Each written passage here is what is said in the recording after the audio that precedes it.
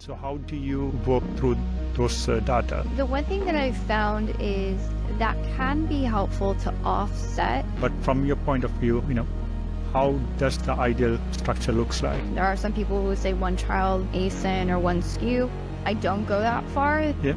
I like the term, dumb campaign. Well, our goals typically would be to slow down momentum a little bit. What all external softwares that you suggest to get the keywords? Ecom Squeezed podcast. Welcome to Ecom Squeezed. I am your host, Sebastian, and today we are really excited to have Elizabeth Greene with us. Elizabeth is a top expert in Amazon PPC, known for creating smart ad strategies and helping sellers to get great results. She is also the co-founder of Junglr, a consulting firm on Amazon PPC. Elizabeth, thanks for being here. Can't wait to dig into some advanced PPC tips and learn from you. Thanks so much for having me. I appreciate the offer. It's great.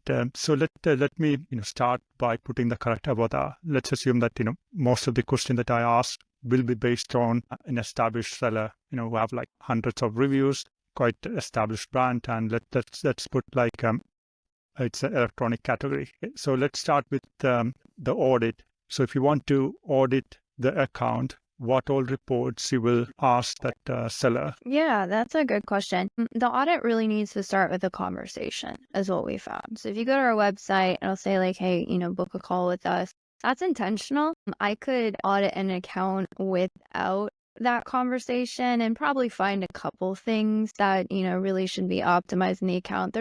I'll be honest, because optimization is an ongoing thing, there's always going to be something in the account. Negatives that needed to be added, bids that need to be adjusted. But I mean, to be honest, you can go in most YouTube channels and find like, okay, so these are the general optimization steps, right? You can watch something, you can have a basic idea. But what you can't get from that is going to be, okay, this is what I need to happen in my account for my business. How do I adjust my ads to help make sure that I'm at least going in that direction, right? Things don't happen overnight, but at least I want to know that I got a game plan. And so that's really where the difference between, like, say, working with an agency like us or having like an in-house or somebody who just like really understands, okay, so how do you marry in not just brand goals, but business goals into ad strategy? And so that's why the conversation needs to happen, because it's like, hey, what are you seeing, right? I could go into one account and say like, oh my gosh, it's got 45% ACoS. Some people say above 35, like they give this random benchmark, like 35 or any 25, or like, what's quote good. Good is always going to be relative. If I had a 45% ACoS, but I had a 50% margins on the product, and that 45% ACoS was leading to growth and better market share, that 45% ACoS is not bad. Versus if I had another account where maybe I have really slim margins, where I have a 25% margin, and even though I'm spending all of that money on advertising, it's not leading to market growth, that 45% is going to be really, really bad and going to be very detrimental to the business. So we just need to figure out like, hey, what are you guys seeing in your account? What do you need to happen? Where do you want to go? And then from that, you can sort of really just dig through. We can talk about what it looks like to dig through the account, how we would even go about trying to even start making sense of this. Because like you said, oftentimes these brands, they've been selling for years. They have maybe hundreds of campaigns, sometimes thousands of products. We work with brands in the clothing space where there's like tens of thousands of products, right? And you're like, okay, so I know this is what I want. I know this is what, but the complexity of the account has just reached a level where it seems almost impossible to get a handle on. But I think if you can figure out that first step between where am I going, then you can map the roadmap to get there.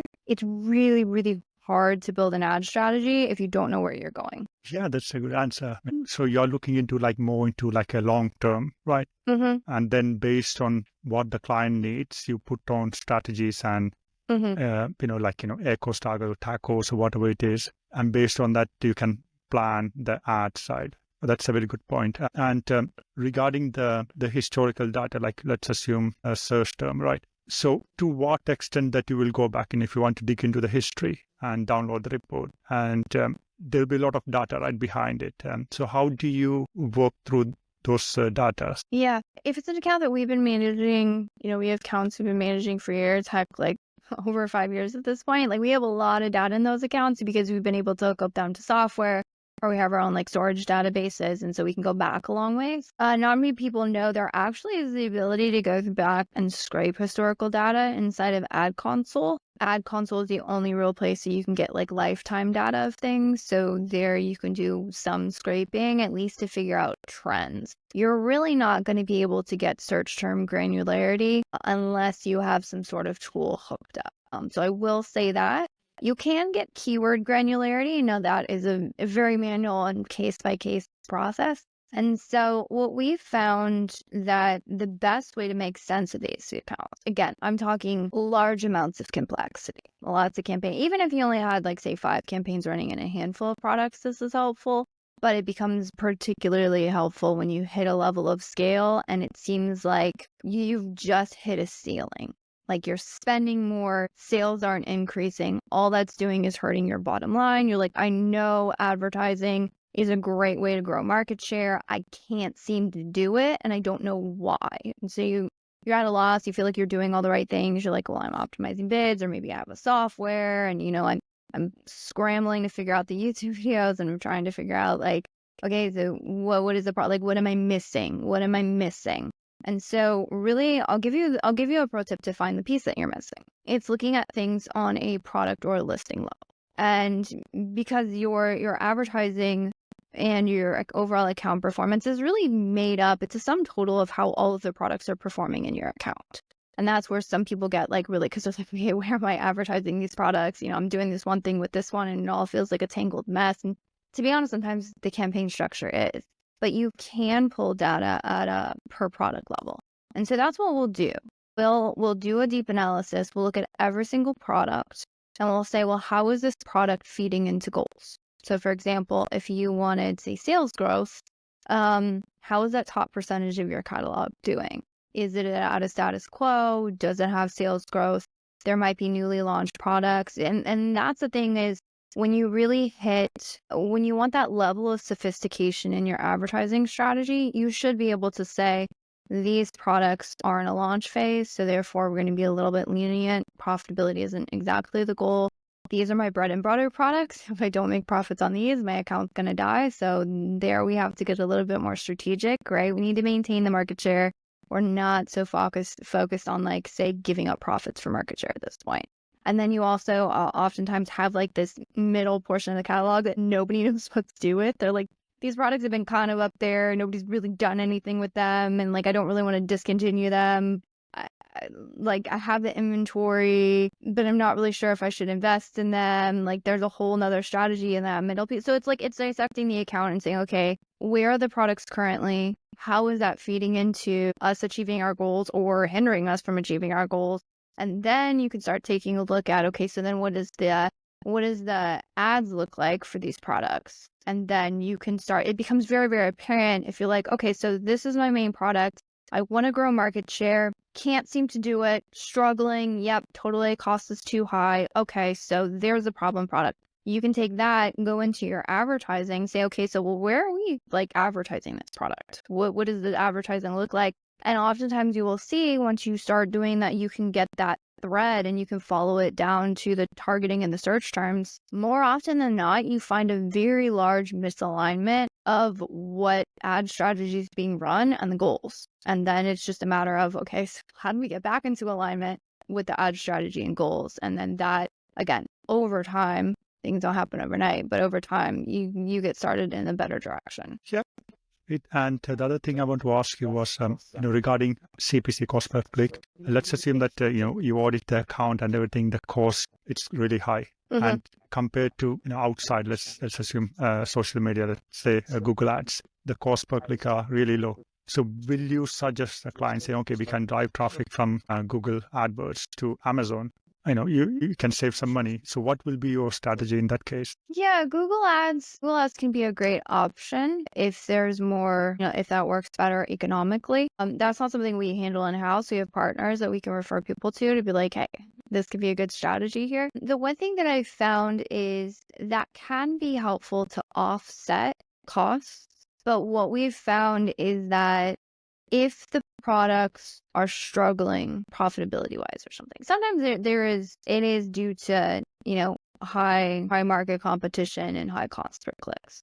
There are ways to navigate that in terms of ad strategy. We can talk about that if you want. What are the nuts and bolts? What are the pieces behind that actually can allow you to, even though a market is super competitive, still work towards profitability and achieve market share growth and profitability. It's not easy, but it's doable. But I would say if any brand, any account I've seen that looks for ad strategy, off platform traffic, day parting, budget controls, if you're looking to something externally to fix a product market fit problem, you probably should go back and fix that last one. So I'm not saying that that's not a definite concern in terms of, we're feeling it right now. Market competition is through the roof. And to be perfectly frank, I think it's only going to get worse, which means you have to have a much better ad strategy to be able to navigate it. But I would say that the one thing that will remain consistent, that will not only make sure that you can drive the growth that you're looking for, but also you will align yourself with Amazon's priorities. Anytime you align yourself with Amazon's priorities, you're in the right place. And that's going to be focusing on your cart and making sure that you have really good product market fit. Me Too products will continue to lose on the platform because it's not within Amazon's goals of, making sure they have the best offer, the best selection, good pricing for their customers. And the next one is regarding the campaign structure. Means a lot of people have different views on it, and it all works at the same maybe. But from your point of view, how does the ideal structure looks like? Yeah. I'll talk about ideal structure, and then I'll also talk about some misconceptions of that ideal structure. So best structure, preferably one campaign, one ad group. One, I'm going to say product line. There are some people who say one child ASIN or one SKU.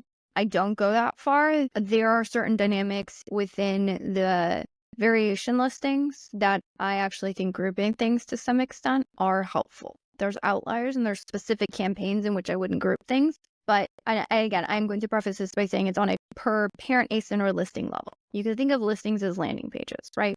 That campaign's directing traffic to that specific landing page. Will it make sense? They can get there from all directions, meaning different products. If you're directing to two separate listings, two landing pages, you have little control over where that traffic's going. That doesn't make any sense. So I would preface that. And then as far as keywords, number of keywords in a campaign, hotly debated topic in the space right now. Some people saying no more than X amount. And having a specific no more than 5, 10 keywords, I understand how that can be super comforting from a beginner perspective. And so if you're a beginner and you're struggling to figure things out, maybe just take those basic concepts. You're not going to hurt yourself if you limit yourself to like 5 or 10 keywords per campaign. I will say the level at which we operate internally, we don't have a very defined hard and fast rule because it's very strategy dependent. And so I always say yeah, those are good basic rules, but at the level we operate, we should be above the basics. And so we're able to navigate the complexity of the if-then statements, right? I will say so that's the best structure. I'll talk about the misconception. There are people in my industry. I love them. They're very good friends. But there is this perception of if you have more than X amount of keywords in a campaign, if you have more than X amount of products in a campaign, if you have a ton of different ad groups, it's going to hurt the campaign performance. Those campaigns do not perform well. That's bullcrap. Not true. 100% not true. Guarantee you can go to any account that's been that has all those. I lovingly refer to them as Franken campaigns because they have every single product and there's 5 different ad groups and hundreds of keywords. Those campaigns are crushing it. It's not about performance at all. In fact, a lot of those campaigns where you just dump campaigns, some of those work really, really well and get great low A cost and great momentum immediately right out of the gate. The problem becomes, and this is why that's not actually the best structure, is it's about your level of control and your ability to scale.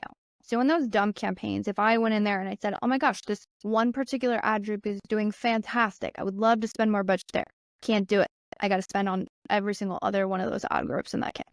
If I go in there and say, oh my gosh, there's this one keyword, I would love to be able to advertise this one specific product more on this one keyword. I want to go after it for ranking. Can't do it. I don't have that level of control.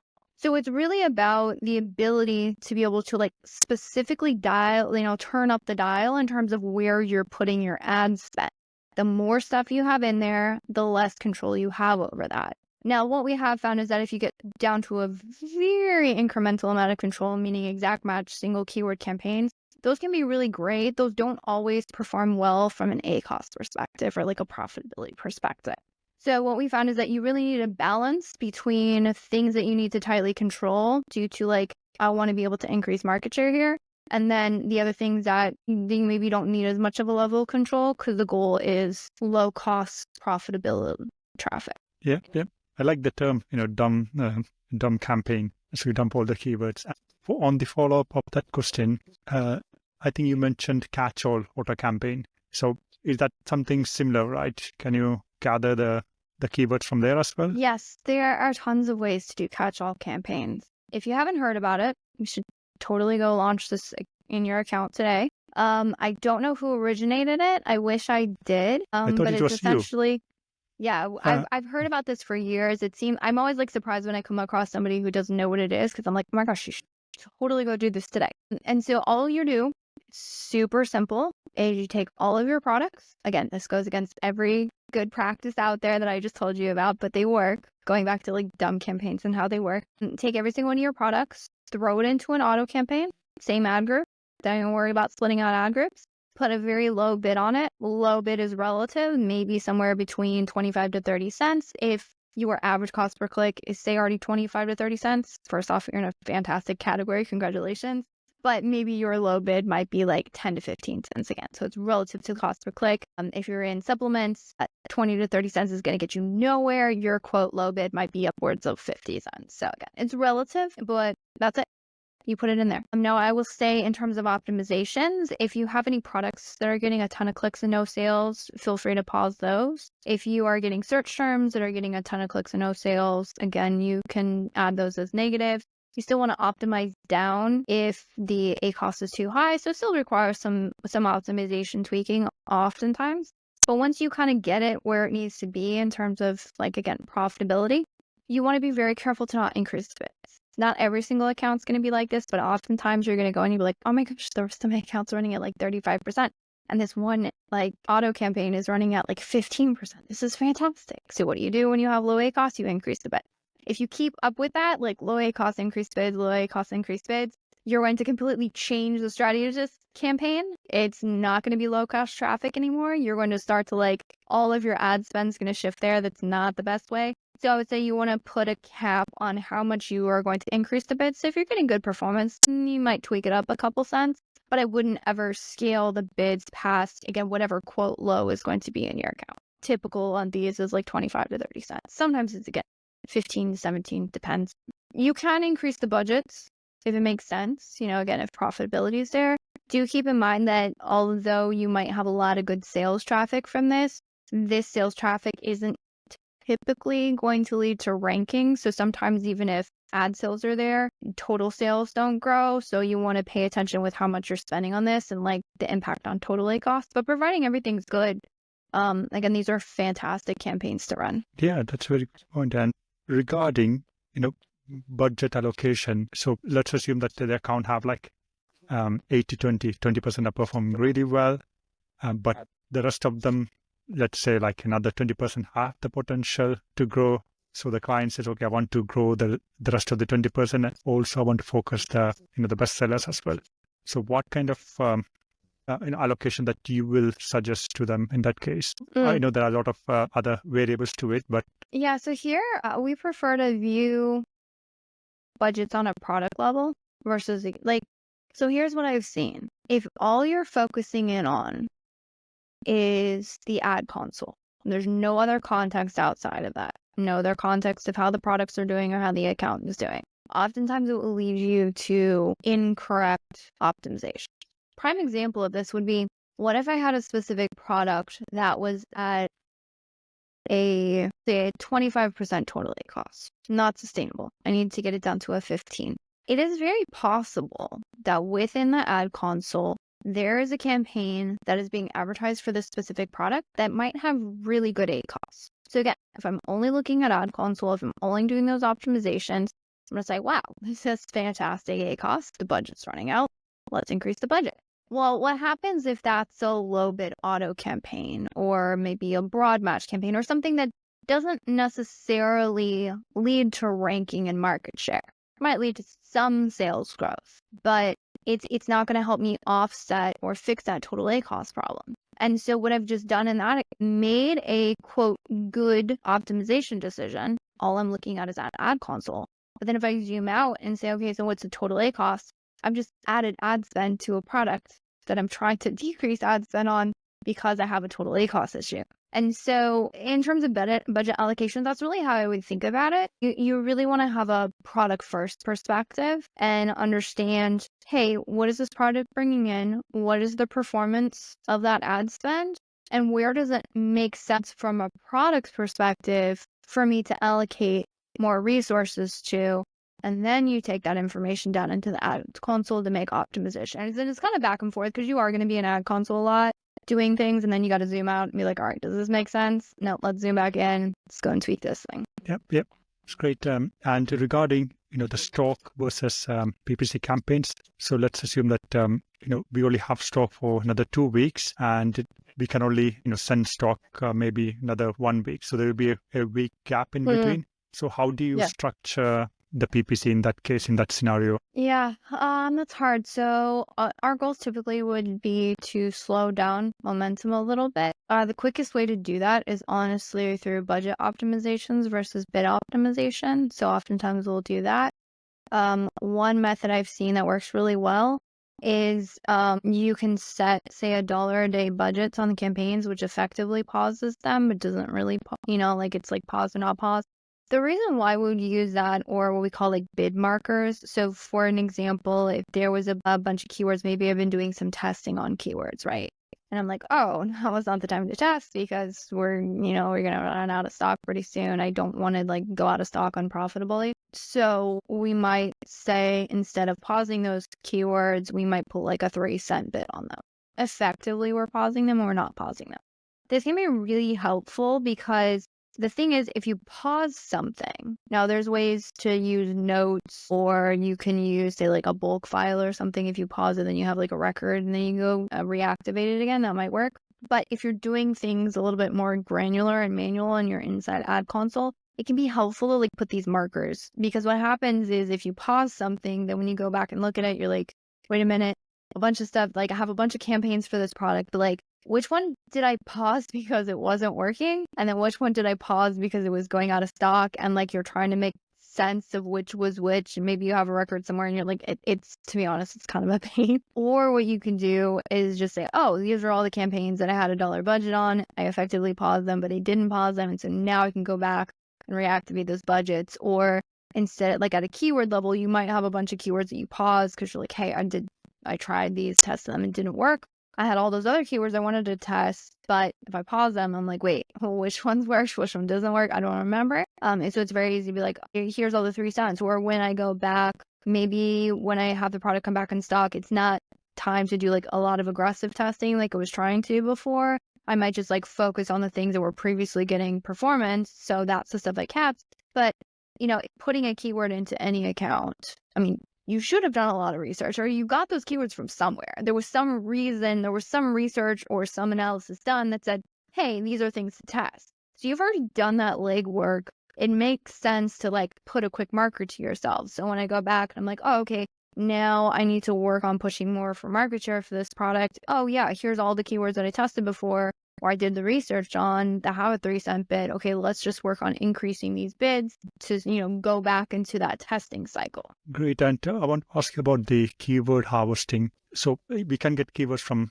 within Amazon, and also what all external softwares that you suggest to get the keywords? Yeah, there is a ton of them out there. And to be honest, they all have, good things about them. I'll start with the best place to get keywords is going to be wherever you have the most amount of certainty.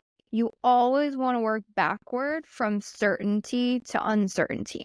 So in the beginning, when you're launching a product, like there is no certainty, right? So here you're going to have to go do it from scratch. Absolutely. But I would say any testing, any adding of keywords will always add ad spend into the account. It will always increase ad spend.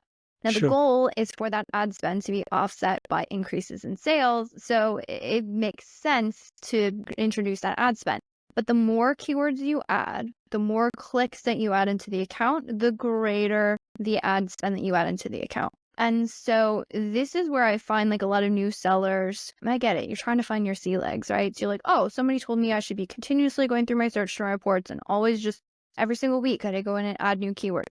Well, what happens when they're already testing like 100 different keywords and they're still in the throes of optimization, still trying to figure out the bid, still can't get the account profitable, and then they just add more and more and more ad spend every single week. It just grows and they're like, I can't get the A cost under control. This is ridiculous. And it's like, all right, stop, breathe, hold on a second.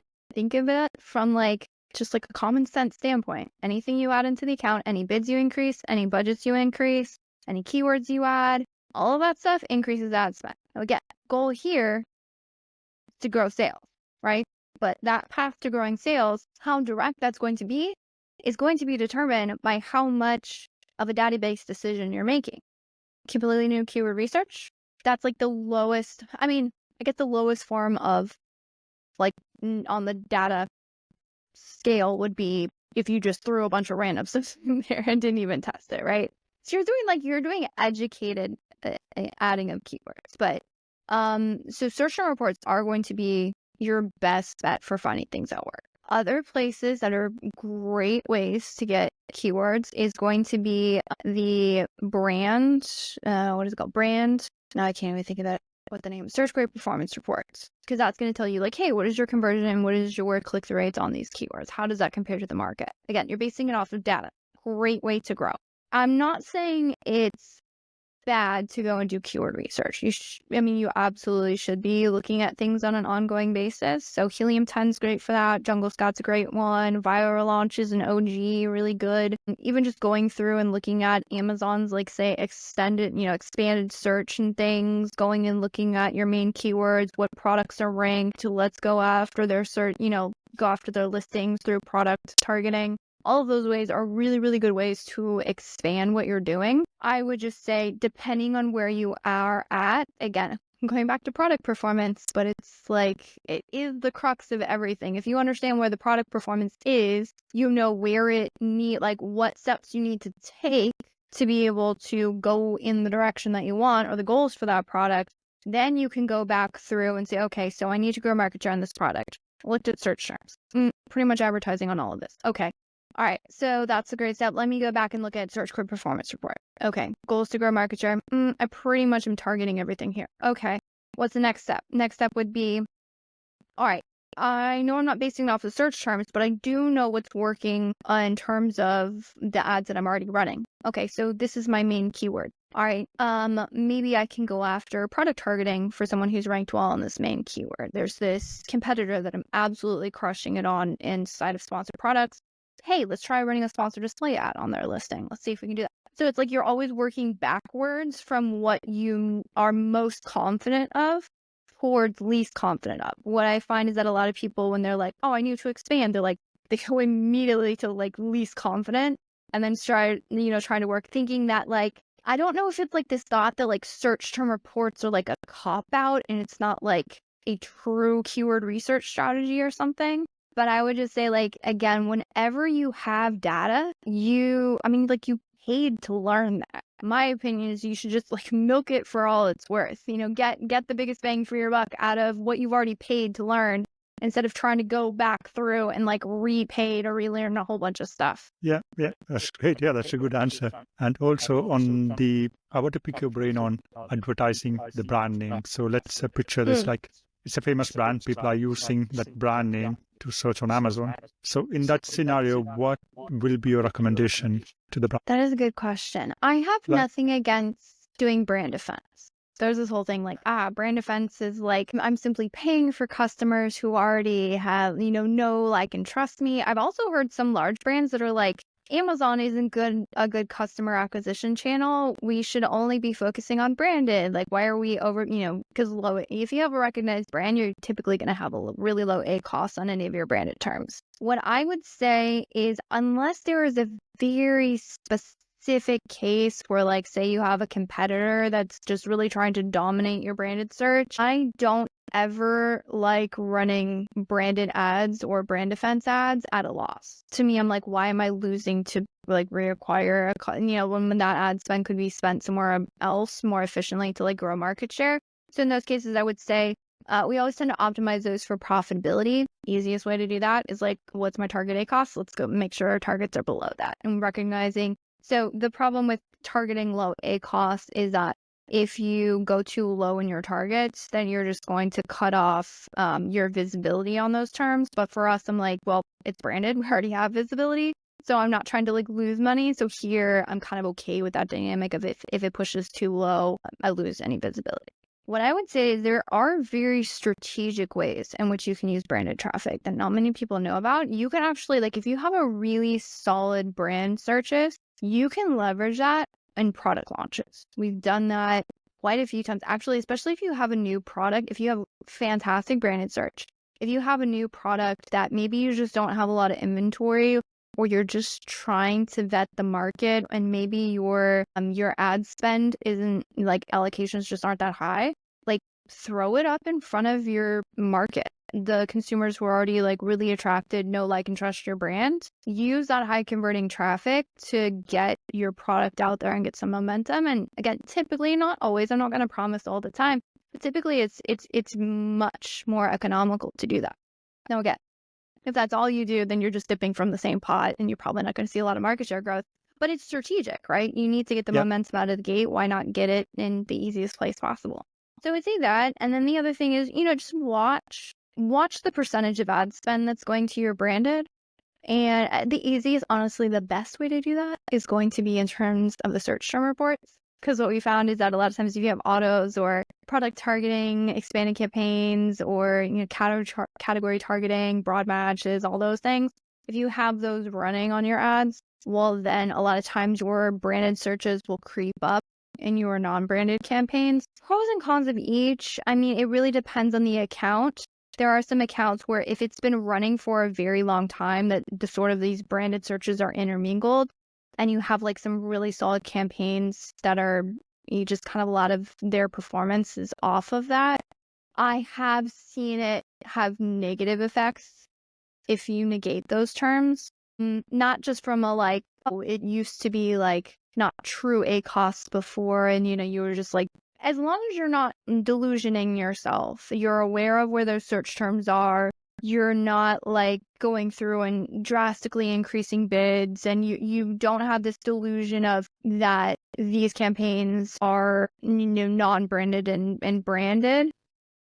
It's not the best, but it's not the worst thing in the world, where you can definitely get into trouble. And I've audited these brands where they're like, hey, we're getting great performance, we want to grow market share, and they have all like their main keywords, and then you look at the search terms, it's like main keyword brand name, main keyword brand name. And if you do that analysis, like I did analysis for one brand, and they're like, all right, we're only at like a 2% total A cost, we want to grow market share and maintain this. And I'm like, okay, so they're advertising on main keywords, and I went and did the like, what's the spend on branded and non-branded, and what's the sales on branded and non-branded. I'm like, you guys do not have a single sale outside of branded terms. Like, there's no conversions whatsoever. Like, talking about like going off of what we know, I'm like, there's nothing that I know. We're going through a complete like retest phase at this point. And so again, as long as you are going in eyes wide open, you're not delusioning yourself, and you're making sure you're not losing money and using your branded search strategically, I don't have any issues with doing it. I think it's when you get outside of that, and again, not knowing what's going on, not paying attention to it, there definitely branded traffic can get you into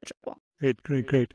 And I want to pick your brain on using PPC as a tool to rank like organically. Let's assume that a client came to you and said, okay, I want to maintain that ranking. Let's assume number 2 organic. I want to make sure that you use PPC as a tool to maintain that ranking. So how do you plan in that case? So there is an unlimited budget, by the way. Yes, I will say, so the actual answer to that question, and it's not a bad question, because I get this question all the time. The actual answer to that question is very simple. The question behind the question is more complex. So we'll get into the complexity of it. So the actual answer to the question is to rank on any search page, you need to make sure that you have stronger market performance than every other product that's appearing on that search page.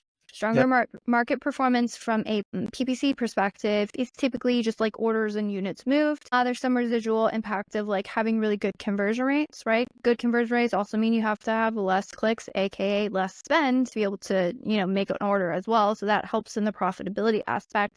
But it does send strong market signals, so anything that Amazon goes, hey, when a shopper searches this, they like to purchase this product.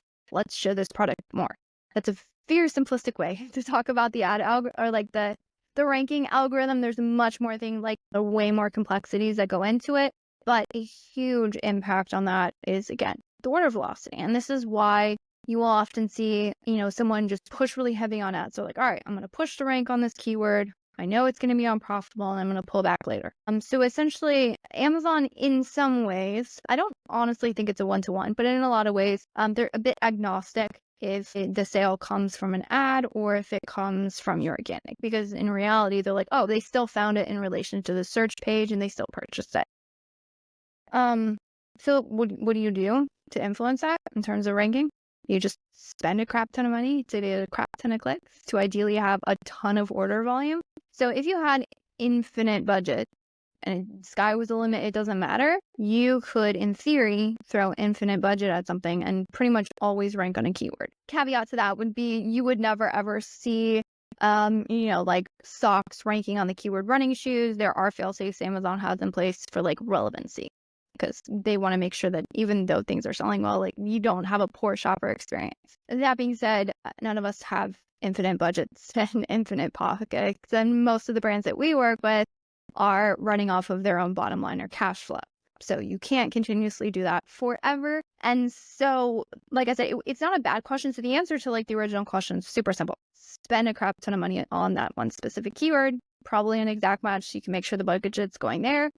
Bids wide open, top of search, let it fly. But like we said, that's not sustainable for most brands. So the actual question is, how do I rank profitably? So I'll tell you the hard way and the easy way. So the hard way is saying I need to rank profitably on X specific search. So it has to be this one specific keyword. There you're kind of stuck, because depending on your conversion rate versus your competitors, what we found is that actually if your conversion rate is much lower than your competition's on that search, it's very difficult to rank. So you really need to be going after searches where you have a competitive edge. Now, in the beginning, the low reviews, maybe you're starting out at a little bit higher price than you should, or you're trying to figure out the product market fit. Maybe you're like, I haven't quite optimized the listing, but I'm going to get it there. And maybe I realized the first round of images wasn't really what it needed to be, so I'm doing it again, right? So there's all these things that can help boost that, but that's outside of advertising. So really, when it comes to going after search pages to rank and the whole profitability discussion, it really comes down to backing the right horse more than anything. And that, I think that's with any ad strategy. So if you ever come to an advertiser, you're like, I need this one specific thing, you cannot deviate outside of this very narrow scope of what I'm asking you to do. Then we'd be like, okay, so that's like, I gave you the strategy, spend a crap ton of money. And they're like, that's not sustainable. All right. So what I find the most helpful is to ask the why question, which gets outside of ranking. So I'd say, okay, I need to rank on this one specific keyword. Why? Well, because I want to be able to grow market share. Okay, why? Because I want to grow sales. Okay, so it's a sales growth question. Sales growth question, I've got a lot more things they can do. That's a very wide scope. So like, as long as we're achieving the sales growth and we're within these profitability metrics, that is actually what you are looking to achieve. Yes. Okay, cool. Now my options for campaign strategy are almost limitless, right?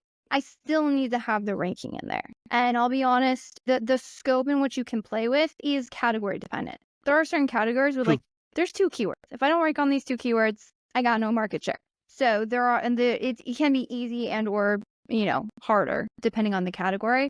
But I find that, like, again, when it comes to growth and then also balancing that profitability, it's backing up a little bit more, saying, what am I specifically trying to achieve? Do I want X amount of BSR? Do I want, X amount of sales growth do I want? Okay, then we can solve for X. And you can get much more flexible.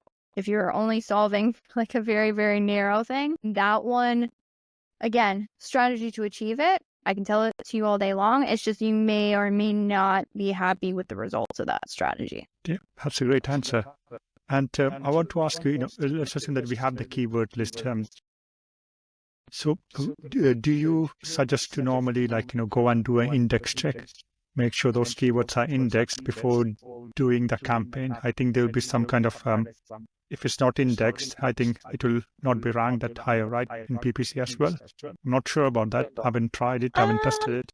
It does depend. So we have had certain products in certain very specific categories where they may not have been able to add specific keywords into the listing due to like the restrictions, but we are able to advertise and get impressions on those specific keywords. So it doesn't always need to be like, say, in the listing for it to be able to get impressions. It really, if we want to get super technical with it, I've been down this rabbit hole. It's a very interesting Please go ahead. rabbit. There's something, I don't know if you're familiar, like the browse tree categories. So actually the way that it works is that you have certain categories and subcategories, and depending on the categories and subcategories, Amazon will, and this is constantly changing depending on the search.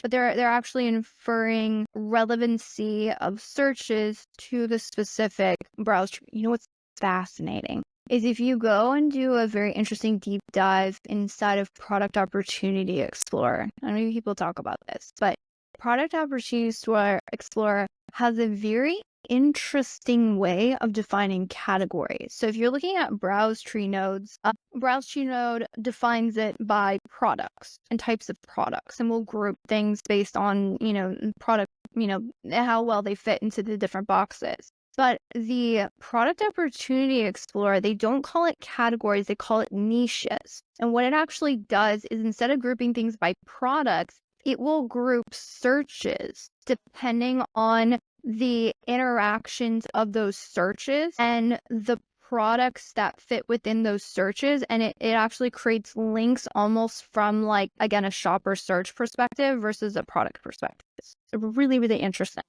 to kind of go down that rabbit hole and just see like, what are these like neat, like how does Amazon define these niches? What search clusters do they group together? And you can kind of go through and do some research there. Other interesting things is instead of doing conversion rate, it does search conversion rate, which actually tells you how, like, the higher the search conversion rate, the more likely a shopper is to make a purchase through that specific search, which is fascinating because what you'll find is that there's a lot of very high volume keywords. So for example, the keyword or the search baby, what you'll actually find is that the search conversion rate super low, because a lot of people will search it. Not many people purchase. They go on to search for much more specific defined searches because they follow it down to figure out what they actually want. And that's where they make the purchase. So it's not always high volume that will get you the sales you need. So it really, the algorithm is insanely smart. So one thing we offer to sellers is like, hey, these are the searches that are working very well for us. It might make sense that these are added to their listing. I would say that is good practice. Always will be good practice. That being said, if you are waiting to identify things or discover things before you run advertising, if that's like your perceived roadblock, I would say we've been able to get impressions for things outside of indexation. So I wouldn't let that stop me. However, if I'm struggling to say gain impressions, it's not a bad idea to go and then again do an indexation check to see if that's a potential roadblock. Yeah, that's great. I think we are limited on the time, so I have like a lot of questions, but we are limited on time.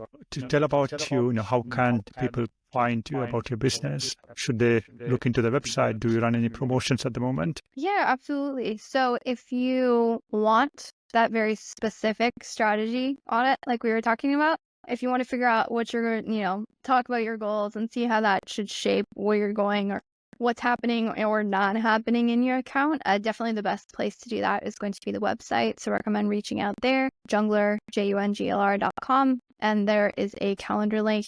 Get on a call with me. Let's talk about what you need, brand goals, and then we'll work on building out a strategy that's going to help you get there.